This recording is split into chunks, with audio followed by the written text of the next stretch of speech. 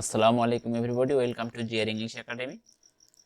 Tense part 11 এর ক্লাসে আপনাদেরকে স্বাগতম। আজকে আমি আলোচনা করব ফিউচার ইনডেফিনিট টেন্স।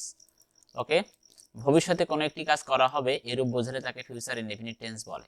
অর্থাৎ আমরা খুব সিম্পল ভাষায় এটাকে আমি পড়ে নেব একটু, দেন ইংলিশ ডেফিনেশনটা আমরা একটু লক্ষ্য করি যে we use future indefinite tends to talk about things that will happen in the future, যেটা ভবিষ্যতে ঘটবে। অর্থাৎ এই যে বাংলাটার এটা আমরা ইংলিশটা লিখে দিয়েছি, আমরা এগুলো আসলে প্রয়োজন নাই, এই বিষয়গুলো আমাদের প্রয়োজন নেই জানার, জাস্ট একটু হালকা ধারণা থাকলে হবে। এখন আমরা এই যে গঠনগুলো দেখবো এবং এক্সাম্পলগুলো দেখে বিষয়গুলো আমরা সলভ করবো। ওকে, আমরা প্রথমে অ্যাফার্মেটিভের গঠন মুখস্থ করবো। কিভাবে? শুরুতে আমাদের সাবজেক্ট, দেন শ্যাল অথবা উইল, আমাদের দিতে হবে শ্যাল অথবা উইল। আগে এখন আর এই শ্যালটা ইউজ করে না, ইউজ হয় না বা কেউ করে না। আগে আই এবং উই এর সাথে আমরা এই শ্যালটা ইউজ করতাম, কিন্তু এখন আমরা শুধু উইল ব্যবহার করবো। সেখানে আই হোক, উই হোক, হি হোক, সি হোক, যে সাবজেক্টই হোক না কেন আমরা তার সাথে উইল ব্যবহার করবো। দেন আমাদেরকে একটা ভার্ব দিতে হবে, ভার্ব শেষে আমরা একটা অবজেক্ট দেব। ঠিক আছে, তাহলে আমাদের এটা আসলে প্রয়োজন নেই, এই শ্যালটার আসলে আমাদের এখন আর প্রয়োজন নেই। ওকে, দেন এটাকে নেগেটিভ করা খুবই সোজা, সাবজেক্ট বসবে, তারপরে শ্যাল অথবা উইল, উইলের পরে আমরা একটা নট যুক্ত করবো। আমাদের এখানে শ্যালের আসলে প্রয়োজন নেই, এটা আর ইউজ হয় না, এটা আমরা ব্যবহার করব না। দেন আমাদের এখানে একটা নট বসাতে হবে, নট বসাতে হবে একটা, দেন ভার্ব, দেন অবজেক্ট। এই হচ্ছে আমাদের নেগেটিভ, অর্থাৎ উইলের পরে আমরা একটা নট অ্যাড করছি, যে not. Okay, not, then verb, then object. এখন একইভাবে ইন্টারোগেটিভ করতে হলে আমাদের এখানে শ্যালটার প্রয়োজন নাই। উইল, আমাদের প্রথমে উইল বসাবো, দেন সাবজেক্ট বসাবো, দেন ভার্ব বসাবো, দেন অবজেক্ট বসাবো, এবং শেষে অবশ্যই প্রশ্নবোধক চিহ্নটা আমরা দেবো। এ হচ্ছে আমাদের ফিউচার ইনডিফিনিটের অ্যাফার্মেটিভ, নেগেটিভ, ইন্টারোগেটিভ। এই গঠনটা আমাদেরকে অবশ্যই মুখস্থ রাখতে হবে, এটাকে অবশ্যই আমাদের মুখস্থ রাখতে হবে। এখন আমরা এক্সাম্পলগুলো দেখবো। ওকে, যেমন এখানে বলা হচ্ছে আই, আমি বলছি আই হোক, উই হোক, আর সি যেটা সাবজেক্ট হোক না কেন, আমরা এখন সচরাচর তারপর আমরা উইল দেবো। হ্যাঁ, উইলের পরে আমাদেরকে একটা ভার্ব দিতে হবে, যেমন এখানে একটা অ্যাকশন ভার্ব গো, দেন গোর পরে টু দিতে হয়, গো টু স্কুল, অর্থাৎ আমি স্কুলে যাব। তাহলে নেগেটিভটা কি হবে? এখানে উইলের পরে আমরা এই যে নট দেবো, নট, হ্যাঁ, নট, আমরা নট দিচ্ছি, উইলের পরে নট দিচ্ছি, তার মানে আমি স্কুলে যাব না, এই যে নটটার কারণে এখানে শেষে না আসছে, না। ওকে, না, আমি স্কুলে যাব না। আর এটা হচ্ছে আমি কি স্কুলে যাব, ওইটাকে আমরা যদি সামনে নিয়ে আসি তাহলে ইন্টারোগেটিভ হচ্ছে যে আমি কি স্কুলে যাব। এখন আর একটা দেখবো আমরা, এখানে উইলটাকে একটু মার্ক করে দিই। হ্যাঁ, এই তো এখন আমরা দেখতেছি যে ইউ দিয়ে একটা দেখি, ইউ উইল ইট ডিনার, অর্থাৎ তুমি রাতের খাবার খাবা, তুমি রাতের খাবার খাবা। এখানে উইলের পর আমাদের একটা অ্যাকশন ভার্ব, দেন অবজেক্ট, দেন ফুল স্টপ। এখন এটাকে যদি নেগেটিভ করে আমরা উইলের পরে যে নট, অর্থাৎ you will not eat dinner, তুমি রাতের খাবার খাবে না। এটা এখানে বলা হচ্ছে তুমি রাতের খাবার খাবে বা খাবা, এখানে বলা হচ্ছে তুমি রাতের খাবার খাবে না বা খাবে না। ওকে, এখানে হচ্ছে এখন উইলটাকে যদি আমরা সামনে নিয়ে আসি, উইল এই তো, যে উইল ইউ ইট ডিনার, তুমি কি রাতের খাবার খাবা, তুমি কি রাতের খাবার খাবা। এ হচ্ছে আমাদের ফিউচার ইনডিফিনিট টেন্স। আমরা এখন এখানে এই বিষয়গুলো কিভাবে করব, এখানে আমরা সাবজেক্টকে পাল্টে দিতে পারি। এখানে সাবজেক্টকে যদি সাবজেক্ট চেঞ্জ করব, দেন আমরা এখান থেকে যে ভার্ব চেঞ্জ করব, দেন অবজেক্ট চেঞ্জ করব, এইভাবে করে আমরা সেন্টেন্স আমাদেরকে মেকিং করতে হবে। স্ট্রাকচারটা দিয়ে আমাদেরকে অনেক সেন্টেন্স বানাতে হবে এবং সেগুলো একটু চর্চা করতে হবে, সেগুলোর বাংলা কি আসে বা সেগুলো নেগেটিভ ইন্টারোগেটিভ কি হয়, এই বিষয়গুলো দেখতে হবে। এভাবে করে আমাদের অসংখ্য সেন্টেন্স বানাতে হবে। এই সেন্টেন্সগুলো বানানোর মাধ্যম দিয়ে আমরা হচ্ছে এই টেন্সটাকে আয়ত্তে নিয়ে আসতে পারি। এ হচ্ছে আমাদের ফিউচার ইনডিফিনিট টেন্স, খুবই সোজা একটা টেন্স। এখন আমি একটু একটা বিষয় ক্লিয়ার করব। এখানে বলছি যে ডিফারেন্সেস, অর্থাৎ পার্থক্য among the present indefinite, past indefinite and future indefinite tenses, অর্থাৎ present indefinite tense, past indefinite tense এবং ফিউচার ইনডিফিনিট টেন্সের ভিতরে যে পার্থক্যগুলো আছে এগুলো একটু দেখাই।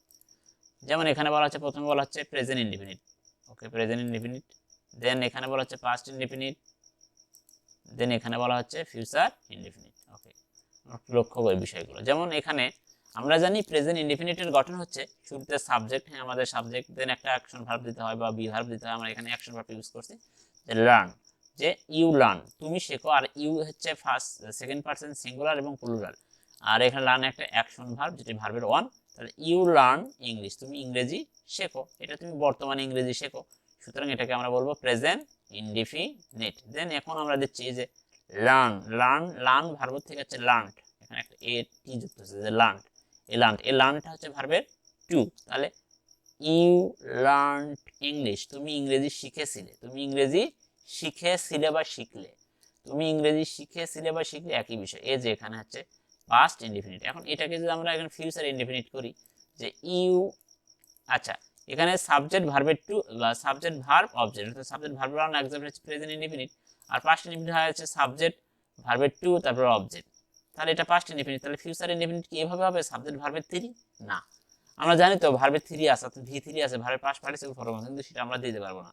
একে আমরা যদি ফিউচার ইনডিফিনিট বানাতে চাই, তাহলে আমাদের সাবজেক্ট বসাতে হবে একটা উইলনেস। তো আমি বলছি আই অথবা উই, আই উই এর সাথে আগে আই এবং উই এর সাথে আগে হতে শ্যাল, এখন সবগুলোর সাথে উইল হয়।